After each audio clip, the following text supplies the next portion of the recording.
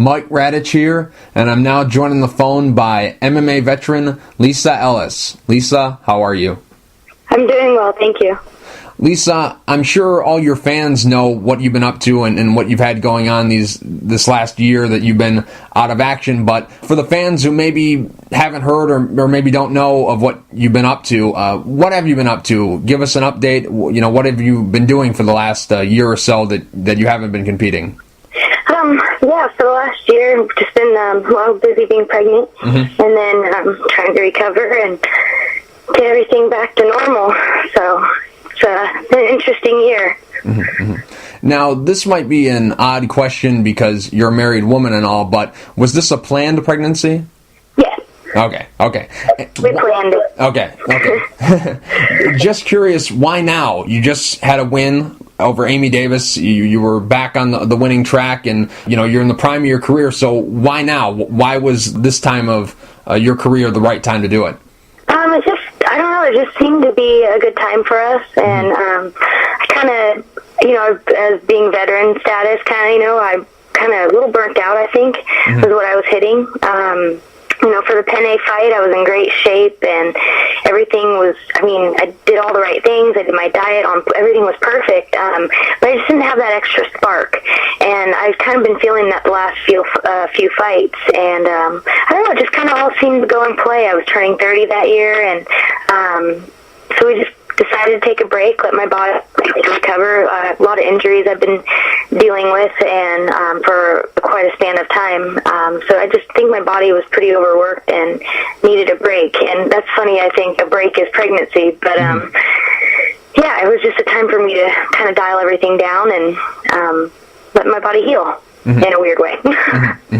What exactly were some of the injuries you were dealing with? I have a lot of knee injuries and neck and back.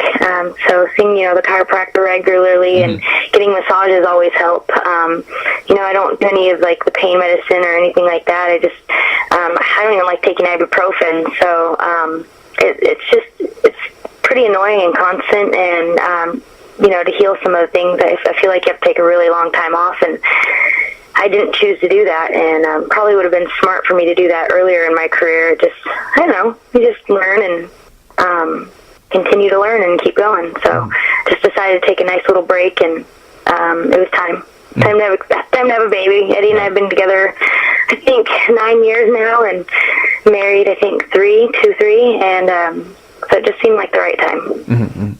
You brought up the Jessica Penne fight. I was going to bring it up a little bit later, but since we're on the subject now, was it just the injuries solely that kind of worked against you in that fight, or was there other factors to why that fight didn't go your way? Because a lot of people thought, this was setting up to be, a good run for you in Invicta. You were at your natural weight class of 105. You had fought a lot at 115 in the past, but you were down at atom weight, which a lot of people feel is the best weight class for you. What went wrong for you in that fight? I don't think it was injuries or anything. I think we're all plagued with injuries and sorenesses and such. Being such intense athletes, I wouldn't blame any of that. To some people, what they think happened in that fight, looking back at tape, I just remember getting a big flash, and then my nose just starting to gush, and I think that's what went wrong. So however that happened, I think it was her head that collided with my nose, unintentionally, but I think that's really just went wrong. And, the fight itself was good. There was a lot it was just, I don't know, it was just, I felt kind of burnt out on a really real spectrum, and Jessica's and I think it was a good fight. So I don't know. I'm just excited to get back in there and kind of wash that one under the rug. I know how I was feeling emotionally, and just feeling pretty run down. And I feel a lot better now. When did the kind of burnt out phase thing come into play? How many fights ago was it where you kind of felt this thing of same old and going through the motions and not feeling the same excitement that maybe you had earlier in your career and the excitement that you have now for the sport? When did that start to take its place? Well, probably a handful of fights, so probably for a couple years. Really?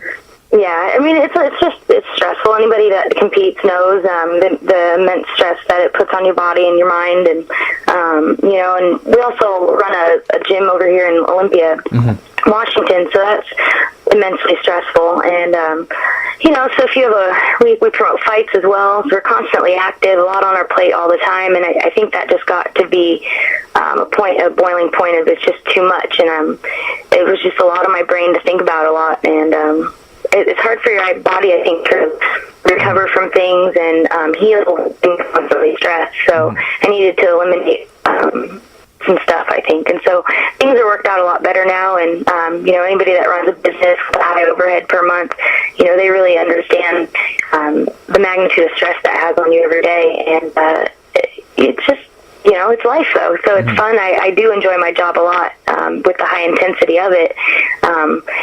But I don't know. It just got to me a little bit. It's been quite a few years of doing this, and pretty high level, and I just needed a break. So, but I think it's normal. I don't know. Right. Now, what do you do to kind of balance things out? Because, a lot of your life is fighting. I mean, you fought in the past, and you're going to continue to fight. You're coming back to fight. But a majority of your life is fighting. You have this gym, and you run that all year round, and then you fight when you have fights scheduled. So how do you balance things, and how are you balancing things differently now so you don't get burnt out again? That's a really good question. I just tried to make it more fun in my mind instead of thinking everything's so overwhelming. I think it's a lot of my own mindset that I've had to kind of change and rework to make things a little bit easier on myself. I mean, everybody takes each situation differently, some higher stress, some lower, and just really trying to find ways to lower stress and enjoy things a lot more. And I think that's what's kind of coming back. So. Just curious, what do you do in your free time, or do you not have free time? I mean, obviously, you're a mother now, and you got this business. Is there anything? Do you have any hobbies, anything like that? Do you do anything in your free time? Do you have any free time? Well, we have a little bit from time to time, for sure. Definitely we're surrounded by athletics a lot. So if we do anything in our free time, it's usually something active. During the summer, we love taking the dogs to the river and go swimming. And we have a beautiful lake up here that my family owns a house on. So that's fun to go to, and just that kind of stuff. And this winter, we're so excited. We're going skiing. So I learned last year, actually. Actually had to ski while I was pregnant.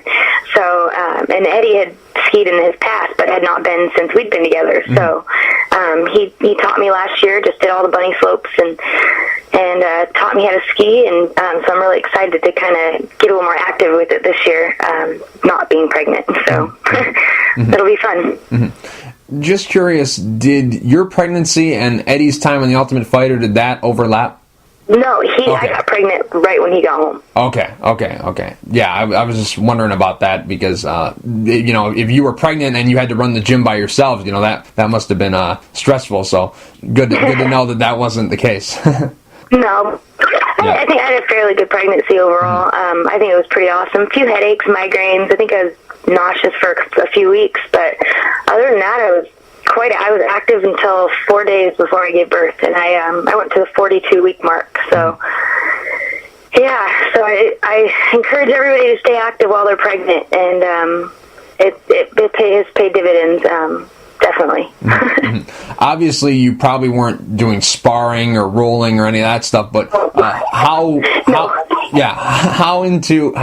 long into the pregnancy were you when you decided to just stop maybe doing pad work or jogging or any of that stuff? Like how long were you into the pregnancy when you decided to shut everything down and just focus on carrying the child? The last 4 days. What? Jogging. Okay, so sparring and grappling. When I found out like October 5th. Okay. I stopped right there. Okay. So it's been about a year since I've grappled, and I tried sparring about 6 weeks ago, and I had a C-section, and I got kicked right on it. Ooh. And that really bothered me and didn't feel right. So I've not sparred since, and I haven't grappled since. So and then as far as running, jogging, jumping rope, lifting weights, hitting the bag, pads, I did that the entire time. just very low intensity. You don't have to go hit a bag like a maniac. Right. So it was a good time for me to dial everything back. I'm a very explosive athlete, so this pregnancy gave me a chance to basically make everything slow down a little bit for me, and just kind of working on more stand-up footwork, stuff like that. So, but I stayed active the entire time. Now, at the gym, what exactly is your role? Do you teach kids class? Do you teach, a discipline, whether it be jiu-jitsu or boxing or one of the other aspects of the game? What exactly is your role at the gym? Well, I'm secretary, and that's been quite the heck of a lesson. So I run all the contracts and make sure we receive our payments and stuff of that nature, advertising ideas, and Eddie and I brainstorm together, things like that. But I take care of most of the emails and that sort of thing. And then I also run a women's combat cardio class, and that's a couple times a week. And I run a kids class, and that's a few times a week. And I have a handful of clients I see weekly on a personal basis, and then I do the promotion part for when we throw shows. We throw shows about 3 to 4 times a year in house, so that's nice. Our gym is 5,300 square feet, so we have availability to hold about 300 to 400 people in our place and throw a show. So I take care of the promotion side and get the advertisement stuff going, and tickets and VIP and beer garden and that stuff, and Eddie match makes. So just constantly active. Right. 2 things that I wanted to ask you about kind of the landscape of women's MMA since you've had this break where you haven't been competing. The first thing is Bellator. Obviously, you've fought for them in the past. I believe you fought for them, I want to say 4 times. You fought for Bellator. They eliminated their women's divisions. They're no longer putting on women's fights. They released all the female fighters that they had on their roster. They have signed with someone else, or if they haven't signed yet, they're free to sign with anyone they want to. Were you surprised that Bellator decided to get rid of their women's division, or did you kind of see it coming because they hadn't put on any tournaments and they weren't really promoting the individual fights? Were you surprised, or did you see it coming? I didn't see it coming, but I also wasn't surprised when it happened. I think that Invicta's been doing so well with their promoting and getting these girls match made, and really treating us well. Just my one experience with them was great, and I can only imagine things continuously getting better with them and sponsors getting better. So I think that Bellator probably did the girls a good thing and promoting here for Invicta, and now the UFC has the 35-pounders, so they may as well release them and let all the girls build one promotion, and Invicta's doing it so far. The second thing is Invicta. Some people have criticized them because, they haven't really been that active this year. I mean, a lot of people thought they would have done maybe 6 or 7 shows this year. I think they're going to do, with the show in December, I think that makes 4 on the year. I'm not sure. I don't have the numbers in front of me, but a lot of people thought they would be more active this year, and some of the fighters have not complained, but have shown concern because they're not getting the fights that they thought they were going to get. Is this something to be worried about, or is it something that they're just a growing promotion and they need time to work up to get shows, or more shows, that is? I think they need time to keep getting their momentum going. It seems like they're on schedule doing things properly. But again, I've also been out of the loop and not really hearing everything or seeing everything or feeling the effect of not fighting. So, I don't know. I think they're building momentum. I hope they are. So, you don't want to go blow all your money all at once. I think they're building steam, and I know with my friends around here, and a lot of people are excited to see the fights. So, when's their next show? I think December 7th is the next show. Okay. Yeah. Cool. Yeah, I don't know. Now, do you have a contract with them still, or was that just a one-off? That was a one-time fight. I had just talked to Janet, I don't know, maybe 2 months ago about possibly doing a multiple fight contract, or maybe that. So we're just kind of chatting, and I have a promotion out here that's been asking me about competing as well. So I'm just, trying to figure everything out and kind of get my weight back to normal. And boy, pregnancy, I mean, just does numbers to your body. So just trying to find all my muscles again, and get everything situated back to the proper weight. Mm-hmm. So we'll see how this next month goes, and kind of put in plan a good regimen and a good really restricted, well, not really restricted, but a good eating nutrition plan. And I'm just trying to see what my body does, and then I can kind of gauge it from there. Mm-hmm. Kind of a test run. Mm-hmm. When you make your return to fighting, do you plan on fighting at 115 and then seeing how that goes, and then maybe the next fighting at 105, or would you like to fight at 105 right out of the gate when you decide to return?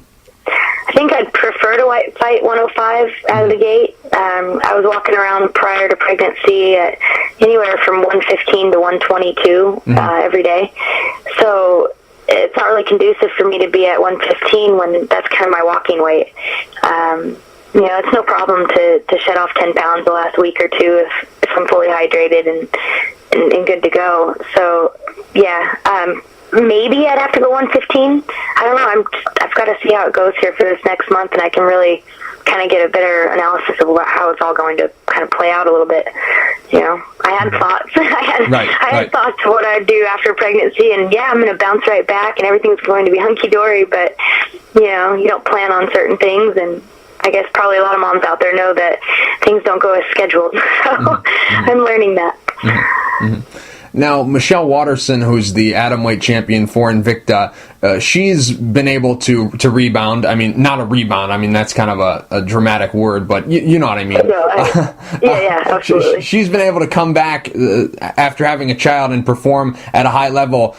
Just curious, was that someone that you looked at and said, this is the right time for me to do it, and then when I get back, she can do it, I can do it. When I get back there, I should be able to pick it up right where I left off and be fine. Was that someone that you looked at and was like, you know what, I can do this and I can make a comeback because she did it? Lots of kudos to Michelle Waterson. She really has come through and has really evolved as a fighter, and I was quite impressed by her, and definitely having a kid and knowing what you go through with that, and it's good to see her out there and representing that and showing women that you can come back. I'm so stubborn. I really like what she's done, but I'm so stubborn. I knew I'd be back. Right. I knew there was nothing that would hold me back. It was just a matter of time of when I'd be back was always the question. But it was no question that I wouldn't be back. Mm-hmm.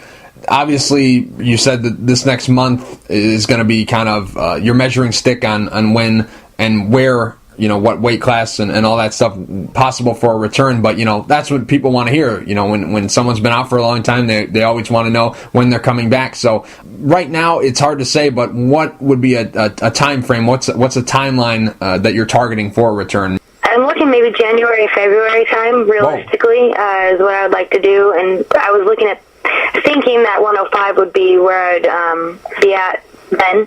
I really like the thought of attempting to try out for the Olympics for 2016 for wrestling. It's always been a lifelong goal of mine, and since I'm not getting any younger, I may as well give it a shot. So I'm thinking about even trying to go down to the Nationals for Women's Open Wrestling in 2014. I think it's in April down in Las Vegas. I believe it's in Vegas still. Gosh, I haven't been in so long.